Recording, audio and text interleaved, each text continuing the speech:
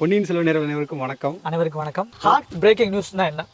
இன்னைக்கு வந்து breaking news வந்து நேற்று கூட வந்து தேமுதிக வந்து திமுகவில் வந்து ஐக்கியமாயிருக்கு. வரலாற்றுலேயே முறைங்கிறாங்க. வரலாற்றில் முறை 2016 வந்து திரு கலைஞர் அவர் சொன்னார், பல நழுவி பாலில் விழுகும் அப்படின்னு எதிர்பார்த்துட்டு இருந்தாங்க. அதுக்கு வந்து எதிர்கட்சியில இப்போ என்ன சொல்றாங்கன்னா, பல நழுவி பாலில் விழுகல, பாதாளத்தில் விழுந்துருச்சு அப்படின்னு. ஆனால் அதுவும் இப்போ பலம் கிடையாது, அது அழுகி போச்சு. கேப்டன் விஜயகாந்த் அவர்கள் இருக்க வரைக்கும் அது நல்ல கட்சியாக இருந்துச்சு. அது அவர் உண்மையிலே இருந்திருந்தாருன்னா ரொம்ப வருத்தப்பட்டிருப்பாரு. இல்ல, விஜயகாந்த் வந்துட்டு ரொம்ப ஆக்டிவா இருந்து அம்மையா ஜெயலலிதா அவர்கள் இல்லாத இடத்த வந்து கண்டிப்பா அவங்க வந்து நிரப்பியிருப்பாங்க. திரு கலைஞர் அவர்களும் வந்து அவர் முதிவு அரசியல் கடத்தல இறுதி கடத்துல தான் அவர் இருந்தாரு. கண்டிப்பா திரு ஸ்டாலின் அவர்கள் வந்து சிஎம் ஆகாம விஜயகாந்த் அவர்கள் சிஎம் ஆகிறதுக்கு வந்து நிறைய வாய்ப்புகள் இருந்திருக்கும். விஜயகாந்த் அவர்கள் வந்து ஆக்டிவா இருந்திருந்தா. ஆனா அவர் கடந்த 10 வருஷமா ரொம்ப ஒரு உடம்பு சரியில்லாம தான் இருந்தாரு.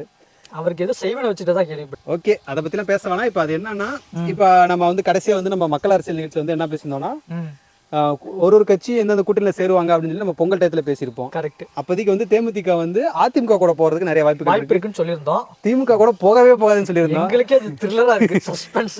அப்படிப்பட்ட ஒரு பயங்கரமான ஒரு விஷயத்தை தான் வந்து திருமதி பிரேமலதா விஜயகாந்த் அவர்கள் சம்பவம் பண்ணியிருக்காங்க. கரெக்ட் தான்.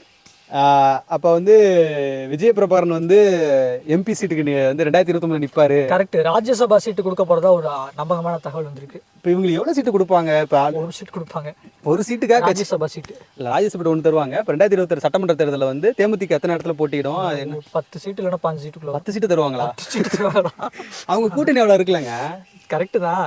இப்ப தேமுதிகனே வருது வாயில. திமுகவோட கூட்டணியோட வலுவை பார்த்தீங்கன்னா அதுல வந்து நிறைய கட்சி இருக்கு. மொத்தம் 10 கட்சிக்கு வந்து 10 சீட்டு கொடுத்தா கூட 100 சீட்டு 150 சீட்டு கூட்டணியிலே நிக்கிற மாதிரி தான் இருக்கு. இதை வந்து திரு ஸ்டாலின் அவர்கள் வந்து எப்படி சீட்டு கொடுக்க போறாங்க என்னங்கிறதுக்குள்ள இருக்கும்.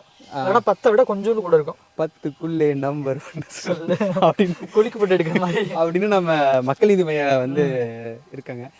இப்போ கிட்டத்தட்ட பார்த்தீங்கன்னா சினிமால இருந்து அரசியலுக்கு வந்த நிறைய பேர் வந்து விஜயை தவிர 100ல வந்து ஒரு 60% பேர் வந்து திமுக தான் இருக்காங்க. கரெக்ட். அப்போ விஜய் மட்டும் வந்து திமுக எதிர்த்து நிற்கிறது வந்து உண்மையிலே ஒரு நல்ல அரசியலாக தான் நான் பார்க்குறேன். ஆனால் அவங்க கொள்கையில் வந்து திராவிடன்னு ஒரு வார்த்தை சொல்கிறாரு. அதை தவிர்த்து பார்த்தா நல்ல விஷயம் தான் விஜய் வந்து எதிர்த்து நிற்கிறது. நல்ல விஷயம் தான். திமுக எதிர்த்து நிற்கிறது நல்ல விஷயம் தான். இப்போ இவங்க தேமுதிகவும் திமுக கூட்டணி எப்படி இருக்குன்னு நினைக்கிறீங்க?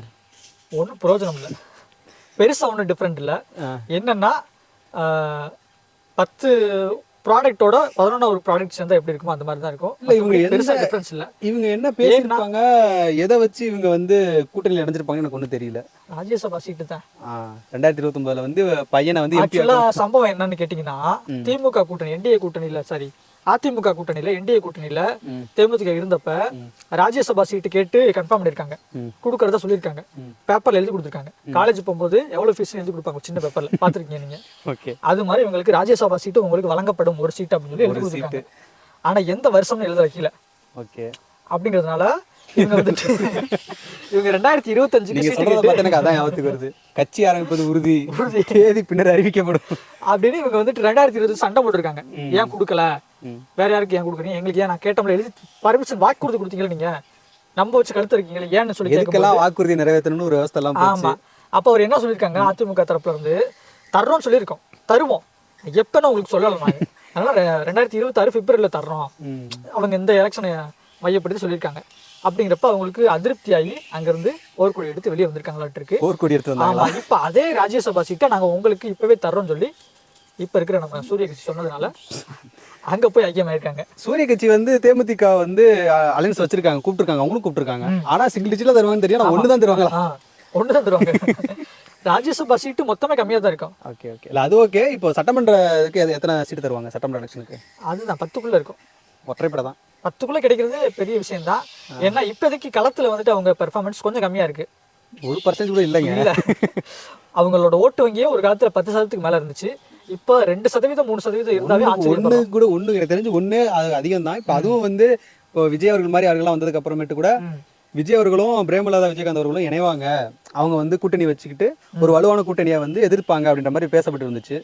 ஆனா அதுலயே வந்து திரு விஜயகாந்த் அவர்கள் மேல சாஃப்ட் கார்னர் வந்து விஜய்க்கு நிறைய இருந்துச்சு, திரு விஜய் அவர்களுக்கு இருந்துச்சு. அதை பயன்படுத்தி 2 பேரும் இணைஞ்சிருந்தாங்கன்னா கண்டிப்பா ஒரு எலெக்ஷன் 2026 எலெக்ஷன் வந்து வேற மாதிரி ஆயிருக்குன்னு நினைக்கிறீங்களா? வேற மாதிரி ஆயிருக்காது.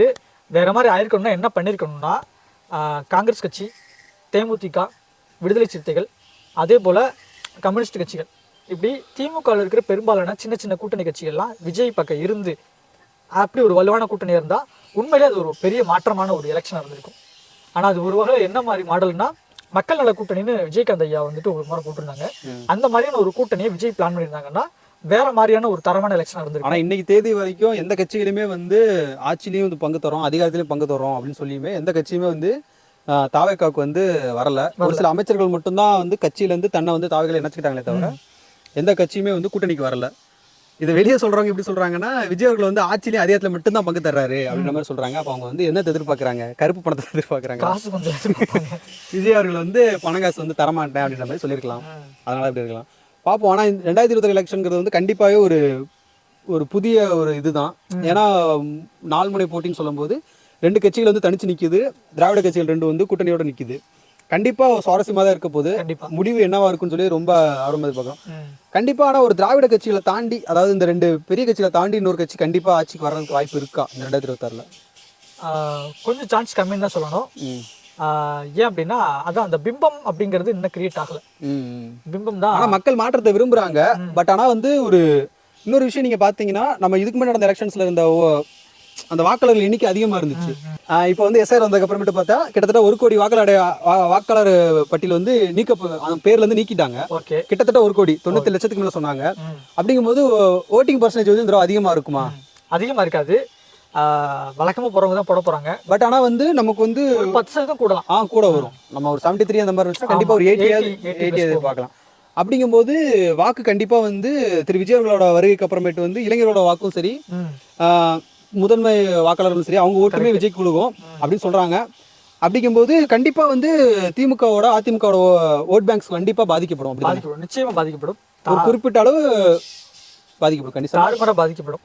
ஏன்னா இப்போதைக்கு வந்துட்டு பட் அந்த பாதிப்பு வந்து ஒரு எம்எல்ஏ ஆகிடுவாங்களா, தொகுதி ஜெயிச்சிருவாங்களா தாவேக்கா?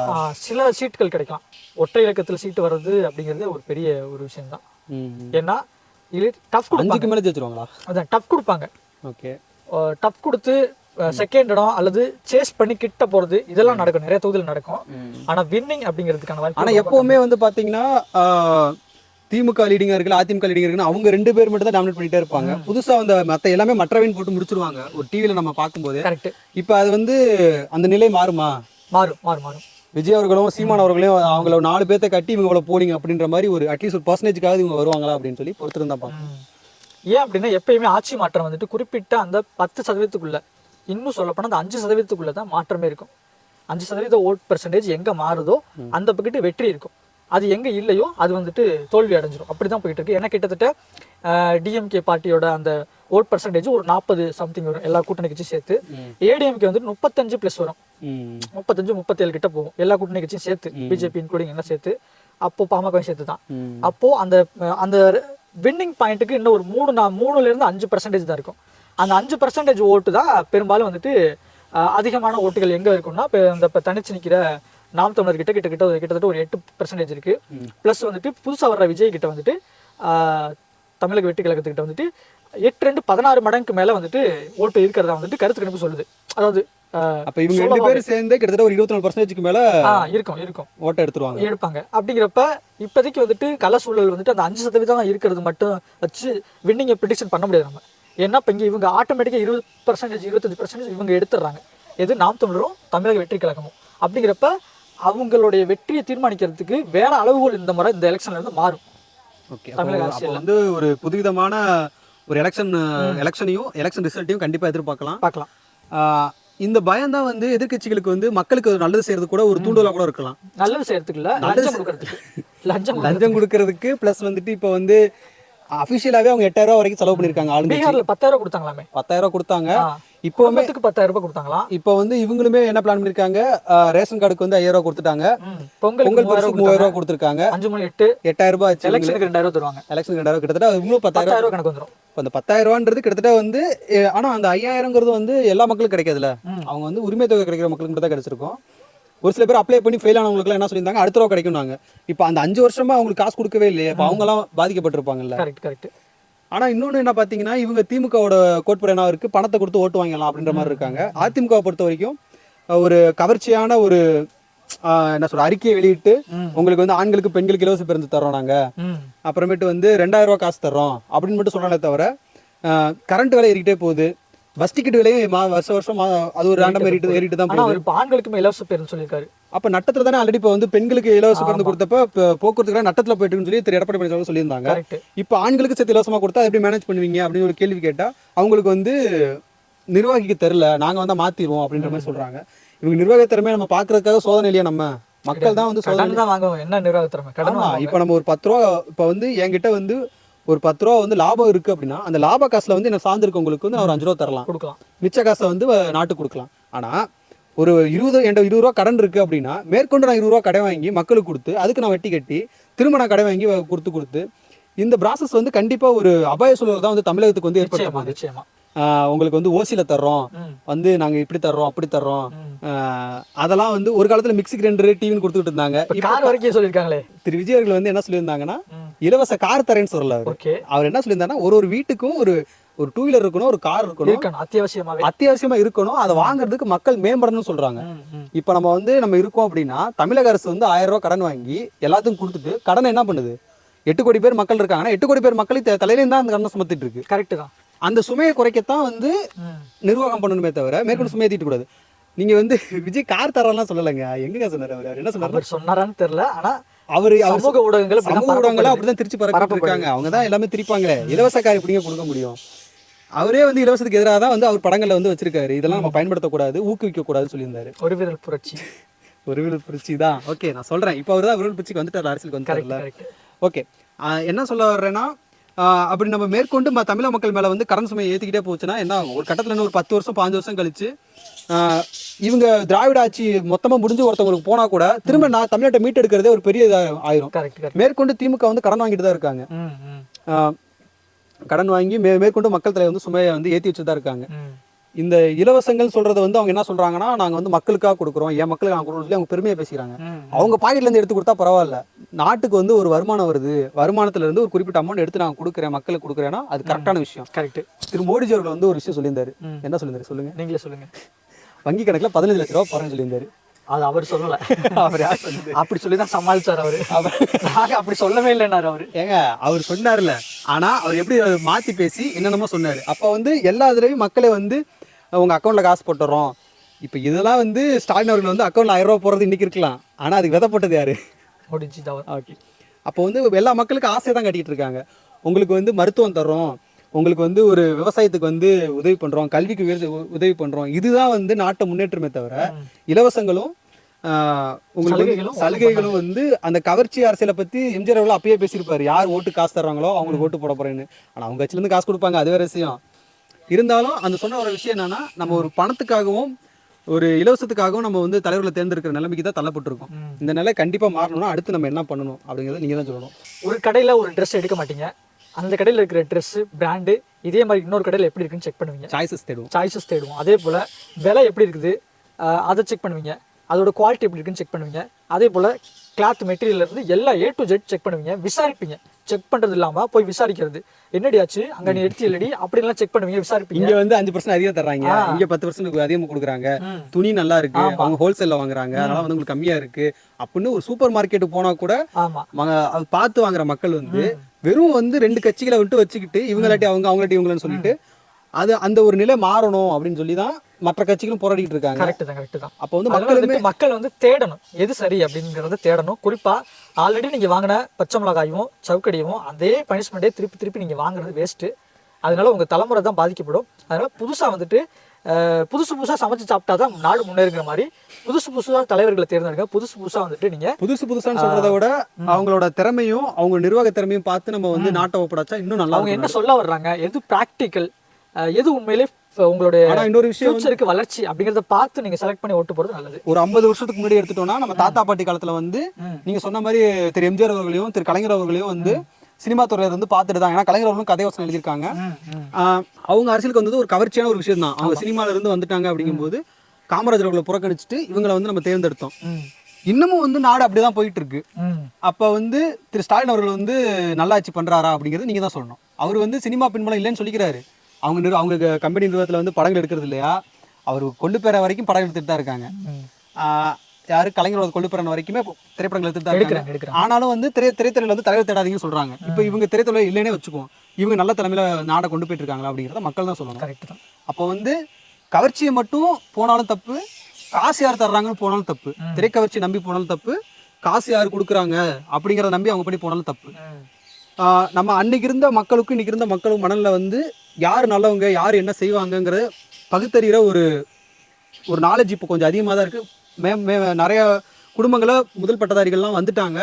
அவங்களும் வந்து அடுத்தது கிராஜுவேஷன் போயிட்டு இருக்காங்க. அப்படிங்கும்போது சிந்திச்சு தான் நம்ம தமிழ்நாடு வந்து இவ்வளோ சுரண்டலுக்கு அப்புறமும் இன்னும் நம்ம நிலச்சி நிற்கிறோம் அப்படின்னா நம்ம நாட்டோட பொட்டன்ஷியல் வந்து நம்ம தான் பாதுகாக்கணும். அந்த ஒரு விஷயம் நம்ம எல்லாத்துக்குமே இருக்கணும். கரெக்ட். கண்டிப்பாக அந்த 2020 எலெக்ஷனில் வந்து பணம் வாங்கிட்டு இந்த கட்சிக்கு போடுறேன், தாத்தா சொன்னாங்க இந்த கட்சிக்கு போடுறேன், எங்கள் சித்தி சொன்னாங்க இந்த கட்சிக்கு போடுறேன், எங்கள் மாமா சொன்னாங்க இந்த கட்சிக்கு போடுறேன்னு, என் தம்பி சொன்னா புதுசாக அந்த கட்சிக்கு போடுறேன், கரெக்ட், எங்கள் சித்தப்பா சொன்னாரு எழுச்சி கட்சிக்கு போடுறேன் அப்படின்லாம் வந்து இல்லாமல் ஒருத்தவங்களும் இண்டிவிஜுவலாக சிந்திச்சு தேர்தலை வந்து சந்திங்க. 2020 எலெக்ஷனில் வந்து மாற்றத்தை விரும்பி நம்ம போயிட்டு இருக்கோம். மாற்றம் வரும்னு நம்ம நம்புவோம். உங்களுடைய லைஃப் டைம் உழைப்பை வந்துட்டு அவங்க வாங்கிக்கிட்டு உங்களை ஏமாத்துறாங்க. அந்த மாதிரி தான் இந்த சலுகைகளை கொடுத்துட்டு உங்களுடைய ஓட்டை வாங்கி நாட்டு மக்களை வந்துட்டு அப்படியே ஏழ்மையிலையும் வறுமையிலையும் அப்படியே நீண்ட நாட்களை வச்சிருக்கிறது, எப்பயுமே அவங்ககிட்ட கையேந்திர நிலைமைக்கு வச்சிருக்கிறாங்க. ஸோ நீங்கள் வந்துட்டு இந்த தற்காலிக சலுகைகளையும் பெனிஃபிட்ஸையும் எதிர்பார்க்காம நிரந்தரமாக உங்களுக்கு ஃப்யூச்சரில் நின்று அதாவது பெனிஃபிட்டை வந்து அனுபவிக்கிற மாதிரியான ஒரு ஒரு ஒரு பிளாட்ஃபார்ம் இருக்கிற மாதிரி நம்ம சொல்ல முடியாது. நம்ம உழைப்புக்கு ஏற்ற ஊதியம் கிடைச்சா போதும். நம்ம எல்லாருமே உழைக்கிற இடத்துல தான் இருக்கும். முழுக்க இருக்க தமிழர்கள் வந்து அமெரிக்காலையும் சரி எல்லா பக்கமும் தமிழர்கள் இருக்காங்க. நம்மள மாதிரி ஒரு இன்டெலிஜென்ட் பீப்புள்ஸ் வந்து நிறைய, அதாவது இந்தியாலே வந்து சவுத் சைடு வந்து கொஞ்சம் எப்பவுமே கொஞ்சம் ஒரு கொஞ்சம் பிரில்லியன்ஸான பர்சன்ஸ் தான் நம்ம. அது இல்லைன்னு சொல்ல முடியாது. இதனால யாரையும் நான் குறைச்சு மதிப்பிடல. நம்ம இல்ல பிரில்லியன்ஸ் வந்துட்டு எல்லா இடத்துலயுமே அங்கங்க இருப்பாங்க. பட் இருந்தாலும் அப்படின்னு இருக்கும் சொல்லுவாங்க. ஆமா, வளமை. ஆமா, வளமை சவுத்துல கொஞ்சம் கூட இருக்கும். கண்டிப்பா அந்த வளமையும் செழுமையும் நம்ம தான் பாதுகாக்கணும். நம்ம எதிர்காலத்துக்கு வந்து நம்ம தான் வந்து இப்ப நான் வந்து 8 மணி நேரம் வேலை பாக்குறேன் அப்படின்னா 8 மணி நேரத்துக்கான ஊதியம் எனக்கு கிடைச்சா போதும். அதுதான் வாழ்க்கை. கரெக்ட். ஒருத்தன் வந்து எனக்கு வந்து ஒரு 10 லட்ச ரூபா கொடுக்குறான், நான் வீட்டுல படுத்து தூங்க போறேன் அப்படிங்கிறது வந்து நாட் ஃபார் குட். கரெக்ட். கண்டிப்பா ஒரு 10 வருஷத்துக்குள்ளேயாவது நம்ம வந்து ஏழ்மலைக்கு வரணும். நம்மளை தாண்டி நமக்கு அடுத்த ஒரு ஜென்ரேஷன்ஸ்க்காவது நம்ம வந்து நம்ம நாட்டை விட்டு வச்சுட்டு போவோம் கொஞ்சமாவது. கரெக்ட். 10 வருஷத்துலேயே மொத்தமாக அழிச்சு கடன் சுமை, தமிழோட கடன் சுமைலாம் கேட்டால் தலை சுற்றுது. 5 லட்சம் கோடி சொல்றாங்க. நம்பரை எண்ணி பார்க்கவே முடியல. 8 கோடி மக்களுக்கு இவ்வளோ கடன் வாங்கி வச்சிருக்காங்க. 8 கோடி மக்களுக்கு வந்து 10 லட்சம் கோடி ரூபா கடன்னா அப்படி தமிழ்நாட்டில் என்ன பண்ணிட்டாங்க அப்படின்னு எனக்கு ஒன்றும் தெரியல. அதை வந்து ஆளுங்கட்சியும் எதிர்கட்சியும் தான் மக்களுக்கு பதில் சொல்லணும். 8 கோடி மக்களை வந்து 80% ஓட்டு தான் வந்து ஆளணும் அப்படின்னு கிடையாது. உங்க எல்லாத்துக்குமே உரிமை இருக்கு. கரெக்ட். எல்லாத்துக்குமே என் ஓட்டை வேஸ்ட் பண்ணக்கூடாது. நீங்க ஓட்டு போடாம போயிட்டா ஆளுங்கட்சிக்கு எதிர்கட்சிக்கு தான் கொண்டாட்டம். கரெக்ட். அந்தந்த இப்போ வந்து பூத் ஏஜென்ட்னு சொல்லிட்டு ஒன்னொன்னுக்கு போட்டிருப்பாங்க. அவங்க கழுகு பார்வையா இருப்பாங்க. இந்த 3ஆவது தெருல வந்து சின்னசாமி வந்து வெளியூர் போயிட்டான், அவனை தூக்கு, அவன் ஓட்டை எடுத்து சைட்ல வை, 6:30 மணிக்கு மேல போடலாம். அடுத்து வந்து மேலத்தூர்ல வந்து மைதீன் பாய் வரல, அவர் தூக்கி வை, அவர் ஓட்டை நம்ம 7 மணிக்கு மேல, அதாவது முடிகிற டயத்துல வந்து நீ ஒரு 200 ஓட்டு குத்திக்க, நான் ஒரு 150 ஓட்டு குத்திக்கிறேன், புதுசா வந்து தம்பி நீ ஒரு 50 ஓட்டு குத்திக்க அப்படின்னு சொல்லி நாட்டை நாசமாவே ஆக்கிட்டாங்க. அதுக்கெல்லாம் வழி செய்யாம இது இப்ப நிறைய இடங்கள்ல இது மாற்றப்பட்டிருக்கு, இந்த கள்ள ஓட்டு போறது. ஆனா இன்னுமே நானுமே வந்துட்டு இருக்கு. நான் வந்து ஒரு 8 வருஷத்துக்கு முன்னாடி வந்து ஒரு பூத் ஏஜென்டா இருந்திருக்கேன். நான் ஒரு கட்சி சார்பாக இருந்தேன். அந்த கட்சி பேர்லாம் சொல்ல தேவையில்ல, அது செல் சார்பாக இருந்தேன். கடைசி டயத்துல வந்து 6:30 மணிக்கு மேல என்ன நடக்கும்னு எனக்கும் தெரியும். அரக்க வச்சு குத்தி உள்ள ஏத்துற வரைக்கும் என்னென்ன பண்ணுவாங்கன்னு எனக்கும் தெரியும். பட் எனக்கு அப்போ புரியல. காலேஜ் டயத்துல படிக்கும் போதெல்லாம் சரி ஏதோ பண்ணிட்டு போறாங்க. நமக்கு வந்து எனக்கு வந்து அப்போ நான் வேலைக்கு போல படிச்சுக்கிட்டு இருந்தோம். ஒரு 200 ரூபா கொடுக்குறாங்க அப்படின்னா அன்னைக்கு வந்து ஒரு செலவுக்கு ஆகும் அப்படின்னு தான் நான் வந்து கஷ்டப்பட்டு இருந்தேன். அப்ப நான் இருந்த மனநிலையில வந்து நிறைய பேர் இப்ப இருக்காங்க. அவங்க வந்து எல்லாமே வந்து தான் சம்பாதிக்க ஆரம்பிச்சிட்டாங்க. 2 விஷயம் மக்கள் இருக்காங்க. ஒருத்தவங்க நான் சம்பாதிக்க ஆரம்பிச்சிட்டேன், எதுக்கு மக்களுக்கு ஓட்டு போடணும், இவங்களுக்கு எதுக்கு நம்ம இது பண்ணுற ஒருத்தங்க இருக்காங்க. இன்னொருத்தவங்க வந்து காசு வாங்கிட்டோம், சூடாயத்தி சத்தியம் பண்ணிட்டோம்னு ஓட்டு போறதுக்கு ஒருத்தங்க இருக்காங்க. மிச்சம் இப்போ நாங்களாம் வந்து ஒரு யூடியூப் அட்லீஸ்ட் ஒரு சேனல் கிரியேட் பண்ணி எங்களால் முடிஞ்சது ஒரு இமையாவது அசைச்சு பார்ப்போமான்னு சொல்லி முயற்சி பண்ணுற எங்களை மாதிரி மக்களும் கொஞ்சம் பேர் இருக்காங்க. எல்லாருமே சேர்ந்து தான் நம்ம வந்து ஒரு சமுதாயம். ஸோ நம்ம தான் வந்து நம்ம சமுதாயத்தை மேம்படுத்தணும். எல்லாருமே ப்ளீஸ் ஓட், எல்லாருமே ஓட்டு போடுங்க, யாருமே மிஸ் பண்ணாதீங்க. கரெக்ட். ஆஃபீஸ் வச்சாலும் சரி, அவங்க லாஸ் ஆஃப் எல்லாம் சில பேர் சொல்லுவாங்க, அது மாதிரிலாம் இருக்குது. இன்னமும் சில கம்பெனிலாம் இருக்குது. இவரை நீங்கள் ஒரு 2 மணி நேரம் லேட்டாக வந்தால் கூட லாஸாக போய் போட்டுருவாங்க. நீங்கள் ஓட்டு போட்டு என்ன பண்ண போகிற, அவன் என்ன பண்ணுவான், அவன் மேலதிகாரி வந்து பீகாரியா இருப்பான். கரெக்ட். அவங்க ஓட்டு போட்டு என்ன அவனுக்கு என்ன பிரச்சனை. நம்ம ஆஃபீஸ்க்குள்ளே நிறைய வந்து தமிழ்நாட்டுக்காரங்க தவிர நிறைய பேர் இருக்காங்க. ஸோ இந்த ரஜினிகாந்த் சொன்ன மாதிரி இந்த சிஸ்டம் வந்து பிரச்சனையா இருக்கு. நம்ம தமிழ்நாட்டில் எலெக்ஷன் நடக்கிறதுக்கு வந்து ஒரு நம்ம உயரதிகாரி வந்து வேற ஸ்டேட்காரராக இருப்பாரு. அவருக்கு அதை பத்தி அக்கறை கிடையாது. அவரு ஓட்டு போடுறப்ப அவரு போய் ஓட்டு போட்டு வந்துருவாரு. அவரு போய் தாமரச்சத்தை ஒரு குத்திட்டு வந்துருவாரு. ஆனா இப்ப இப்படி இருக்குன்னு சொல்றேன். பட் வந்து இந்த நிலைமை தான் மாறணும், நம்ம மாத்தணும். நீங்க ஒவ்வொருவரும் நினைச்சீங்கன்னா மாறும். இப்போ யூடியூப்ல வந்து ஒரு பிரச்சனை வேற போயிட்டு இருக்கு. அவங்க என்ன பண்ணனே தெரியல. நம்ம யாராவது ஒருத்தங்களுக்கு தெரிஞ்சவங்களுக்கு அனுப்பிச்சு விட்டோம்னா டபக்குன்னு கொரியன் பாஷையில பேசிட்டு இருக்கு. கரெக்ட். அது எங்க மிஸ்டேக்ஸ் இல்ல, யூடியூப் அல்கோரிதமே அந்த மாதிரி மாத்தி காட்டுது. அந்த செட்டிங்ஸ் ஏதோ ஒன்று இருக்கு. நாங்க அடுத்த இதுல கூட உங்களுக்கு நாங்க மாத்துறோம். பிளஸ் வந்து உங்களுக்கு சொல்றோம். அது வந்து இண்டிவிஜுவலா ஒரு அக்கௌண்ட்லயும் மாத்துற மாதிரி ஆப்ஷன் இருக்கான். அது தெரியல. நாங்களும் தேடி பார்த்துட்டு சொல்றோம். நாங்களே ஒரு வீடியோ அப்லோட் பண்ணக்கப்புறம் எப்படி இருக்குன்னு பார்க்க உள்ள போனா அவங்க பாட்டு கொரியன் லாங்குவேஜ்ல பேசிட்டு இருக்காங்க. என்ன பேசுறேன்னே புரியல. அது எங்களுக்கே தலைவலியா இருக்கு. திடீர்னு நீங்க பார்க்கும்போது உங்களுக்கு எப்படி இருக்கும்? சரி, ஓகே. அதை வந்து அடுத்த வீடியோல வந்து எப்படி கிளியர் பண்றது சொல்லி முடிஞ்சளவுக்கு மாத்தி நாங்க சொல்றோம் உங்களுக்கு. மேற்கொண்டு வந்து நாங்க எப்படி பேசுறோம், இன்னும் நாங்க என்னென்ன கண்டென்ட் பேசணும், கரெக்டா பேசுறோமா, எங்களோட பேச்சுல வந்து எது தப்பு இருந்தாலும் கமெண்ட்ஸ்ல சொல்லுங்க. ஓகே, அடுத்த ஒரு நல்ல வீடியோல வந்து உங்களை சந்திக்கிறோம். அதுவரை உள்ளது விடைபெறுவது உங்கள் அதியமான். நான் உங்கள் பொன்னியின் செல்வன். நன்றி, வணக்கம்.